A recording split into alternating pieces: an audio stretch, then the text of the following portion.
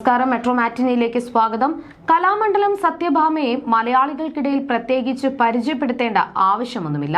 നർത്തകനും നടനുമായ RLV രാമകൃഷ്ണനെ അപമാനിച്ചെന്ന പരാതിയും അതിന്റെ മേൽ സംഭവിച്ച കൊടൂര ചർച്ചകളും കേരളം അങ്ങനെയൊന്നും പെട്ടെന്ന് മറക്കാനിടയുണ്ടാവില്ല. രാമകൃഷ്ണന്റെ നിറത്തെയും മോഹിനിയാട്ടത്തെയും അധിക്ഷേപിച്ചുകൊണ്ടുള്ള സത്യഭാമയുടെ പ്രതികരണം വൻ വിവാദമായിരുന്നു. രാമകൃഷ്ണന് കാക്കയുടെ നിറമാണെന്നും മോഹിനിയാട്ടത്തിന് കൊള്ളില്ല എന്നുമായിരുന്നു പരാമർശം. രാമകൃഷ്ണന്റെ പേര് എടുത്തു പറഞ്ഞല്ല അന്ന് വിവാദമുണ്ടാക്കിയതെങ്കിലും കലാമണ്ഡലം സത്യഭാമ ഏറിലായി.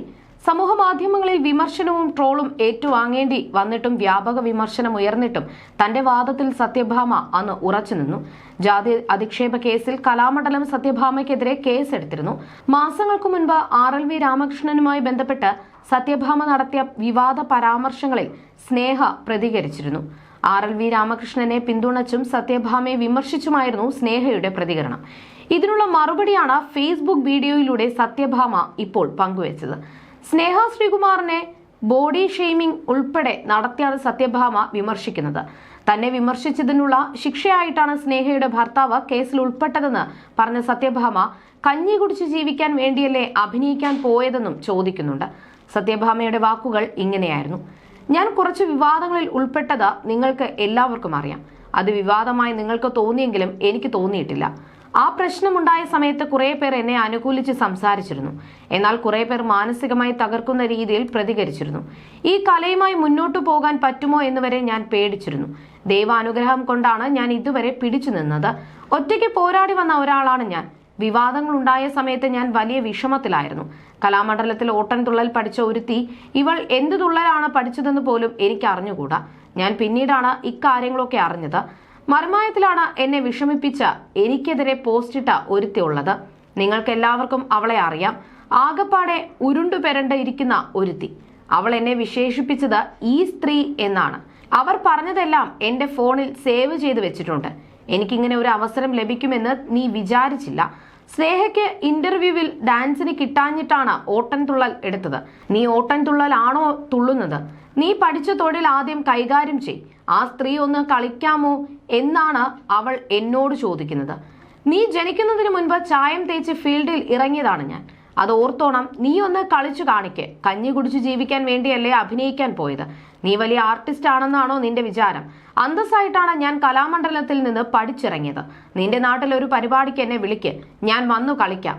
എന്നെ വിമർശിച്ച് കുറച്ച് ദിവസങ്ങൾക്ക് ശേഷം നിനക്ക് കിട്ടി. നിന്റെ ഭർത്താവ് പീഡന കേസിൽ പ്രതിയായി ശരിയാണോ? അതൊക്കെ നീ മറന്നു. ഞങ്ങൾ അതൊക്കെ മറക്കുമെന്ന് നീ വിചാരിച്ചു. അതിനാണ് ദൈവം എന്ന ശക്തിയുള്ളത്. ഒരാളെ അറിയാതെ വെറുതെ പറയരുത്. ഞാൻ അങ്ങനെയാണ്. ഞാനൊരു വ്യക്തിയെക്കുറിച്ച് സത്യം അറിഞ്ഞാൽ മാത്രമേ പറയൂ. ഞാൻ യൂട്യൂബ് തുടങ്ങിയത് ജീവിക്കാൻ വേണ്ടിയല്ല. എനിക്ക് അന്തസ്സായ തൊഴിലുണ്ട്. മറുമായത്തിൽ തുള്ളിക്കൊണ്ട് നടന്നാൽ പോരാ.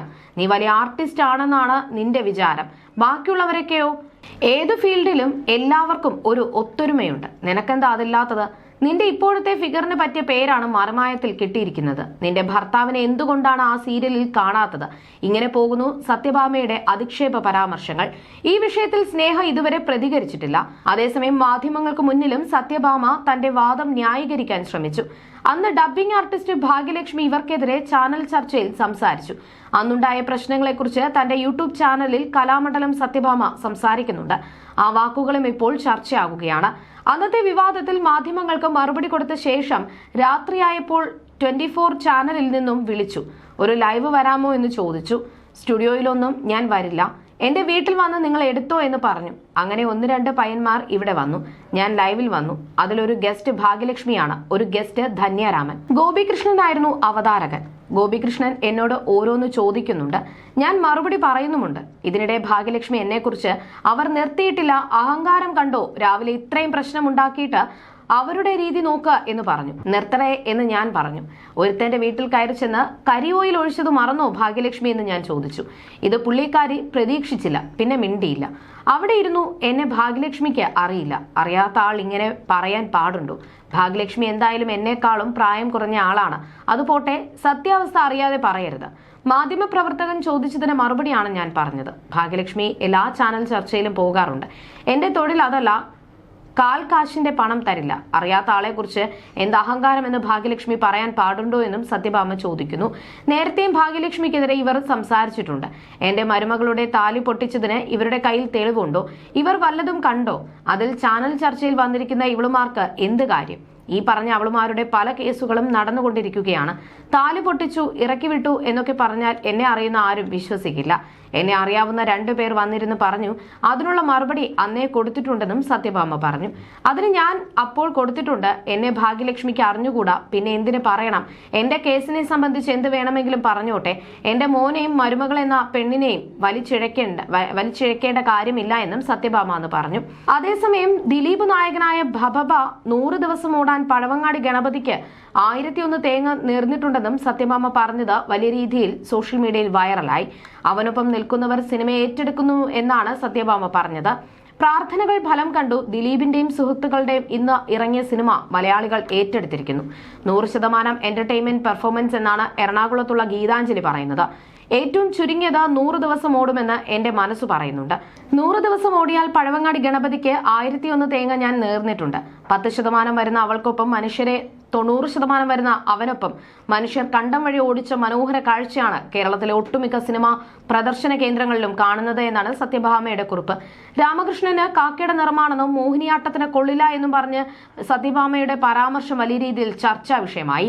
ഇതിന് പിന്നാലെ വിവാദത്തിലായ സത്യഭാമ ഡ്യൂപ്ലിക്കേറ്റ് സത്യഭാമയാണെന്നും പലരും കരുതുന്ന കലാമണ്ഡലം സത്യഭാമ ടീച്ചർ മറ്റൊരാളാണെന്നും നടി മല്ലിക സുകുമാരൻ അന്ന് പ്രതികരിച്ചിരുന്നു. ശരീരത്തിന് നിറവും സൗന്ദര്യവും ഉള്ളവർ മാത്രമേ മോഹിനിയാട്ടം കളിക്കാൻ പാടുള്ളൂ എന്നാണ് സത്യഭാമയുടെ പരാമർശം. രാമകൃഷ്ണൻ കാക്കയെ പോലെ കറുത്തവനാണെന്നും സുന്ദരികളായ സ്ത്രീകൾ മാത്രമേ മോഹിനിയാട്ടം കളിക്കാൻ പാടുള്ളൂ എന്നും ഒരു അഭിമുഖത്തിൽ സത്യഭാമ പറഞ്ഞിരുന്നു. പട്ടികജാതി കലാകാരന് നൃത്തരംഗത്ത് പിടിച്ചു നിൽക്കാൻ പറ്റാത്ത സാഹചര്യമാണെന്ന് RLV രാമകൃഷ്ണൻ പ്രതികരിച്ചിരുന്നു. ജീർണിച്ച മനസ്സുള്ളവരെ നിയമത്തിനു മുൻപിൽ കൊണ്ടുവരിക തന്നെ ചെയ്യുമെന്നും രാമകൃഷ്ണൻ തന്റെ ഫേസ്ബുക്ക് പോസ്റ്റിൽ പറഞ്ഞിരുന്നു. കലാമണ്ഡലം എന്ന അതുല്യനാമം പേരോട് ചേർത്ത ഒരു കലാകാരി എന്നെ വീണ്ടും വീണ്ടും ആക്ഷേപിച്ചുകൊണ്ടിരിക്കുകയാണെന്ന് RLV രാമകൃഷ്ണൻ അന്ന് പറഞ്ഞിരുന്നു. ഞാൻ കാക്ക പോലെ കറുത്തവനാണെന്നും ശരീരത്തിന് നിറവും സൗന്ദര്യവും ഉള്ളവൻ മാത്രമേ മോഹിനിയാട്ടം കളിക്കാൻ പാടുള്ളൂ എന്നും എന്നെ കണ്ടാൽ പെറ്റതള പോലും സഹിക്കില്ല എന്നും സുന്ദരികളായ സ്ത്രീകൾ മാത്രമേ മോഹിനിയാട്ടം കളിക്കാൻ പാടുള്ളൂ എന്നും എനിക്ക് വിദ്യാഭ്യാസ യോഗ്യതയില്ല എന്നൊക്കെയാണ് അവർ ആക്ഷേപം ഉന്നയിച്ചിരിക്കുന്നത്. ഞാൻ ഏതോ ഒരു സ്ഥാപനത്തിൽ എന്തോ ഒന്ന് പഠിച്ചു എന്നാണ് അവർ പുലമ്പുന്നത്. എന്നാൽ സത്യസന്ധതയോടെ പഠിച്ചു വിജയിച്ചിട്ടാണ് ഞാൻ ഈ രംഗത്ത് നിലയുറപ്പിച്ചിട്ടുള്ളത് എന്നും അദ്ദേഹം പറഞ്ഞിരുന്നു. കലാമണ്ഡലം പേരോട് ചേർത്ത ഈ അഭിവന്ദ്യ ഗുരു എന്നെ നേരത്തെയും കലാമണ്ഡലത്തിൽ വെച്ച് ആക്ഷേപിച്ചിട്ടുണ്ട്. ഞാൻ മോഹിനിയാട്ട രംഗത്ത് നിലകൊള്ളുന്നതും മോഹിനിയാട്ടത്തിൽ PhD നേടുന്നതും ഇവർക്ക് ഒട്ടും താല്പര്യമില്ലായിരുന്നു. ഇങ്ങനെയുള്ള വ്യക്തികൾ കാരണം ഒരു പട്ടികജാതി കലാകാരന് നൃത്തരംഗത്ത് പിടിച്ചു നിൽക്കാൻ പറ്റാത്ത സാഹചര്യമാണ് ഇന്നുള്ളത്. ഇതുപോലെയുള്ള ജീർണിച്ച മനസ്സുള്ളവരെ നിയമത്തിന് മുൻപിൽ കൊണ്ടുവരിക തന്നെ ചെയ്യുമെന്നാണ് രാമകൃഷ്ണൻ അന്ന് കുറിപ്പിൽ പറഞ്ഞിരുന്നത്. You're watching me on metromatney.com. on metromatney.com. metromatney.com. Subscribe for more videos. Subscribe for more videos. Subscribe here for more videos. Subscribe now. Thank you.